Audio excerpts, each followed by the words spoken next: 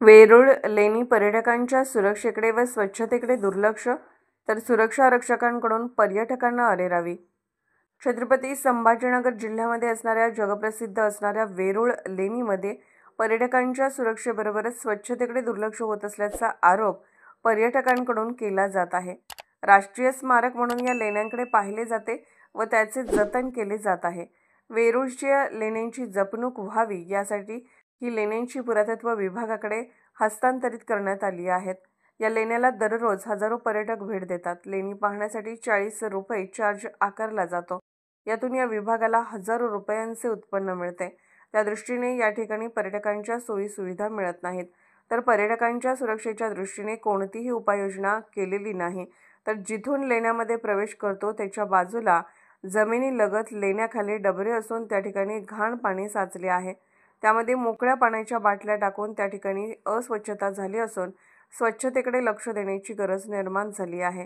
महाराष्ट्र वेद न्यूजसाठी मुख्य संपादक लक्ष्मण सनगर। छत्रपती संभाजीनगर लोकल इथूनच आलेलो आहे। आज एलोरा केव्ह सुट्टी असल्यामुळे इकडे बघण्यासाठी आलो। तर इथे आलो असताना मला बऱ्याच ठिकाणी अशा ज्या सुरक्षेविषयी अभाव अशा बऱ्याच ठिकाणी जाणवलं।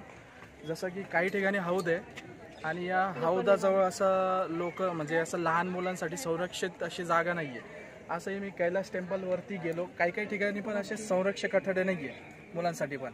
तर ती थोडीशी धोक्याची बाब अशी मला समजून येते। आणि काही ठिकाणी लोकांना म्हणजे कचऱ्याविषयी असं बरंचसं हे कुठेही कचरा टाकतायत, बॉटल टाकतायत।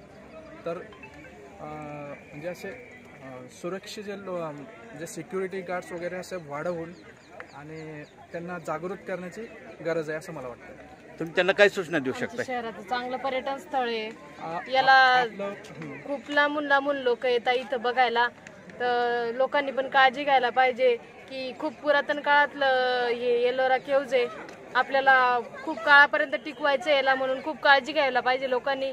कचरा इकडे तिकडे टाकू नये लोकांनी, आणि शासनाने पण याच्याकडे लक्ष दिलं पाहिजे की जास्तीत जास्त लोकांची मदत व्हावी। इथं गाईड पण जास्तीत जास्त प्रमाणात वाढवायला पाहिजे, एवढं सांगू इच्छितो।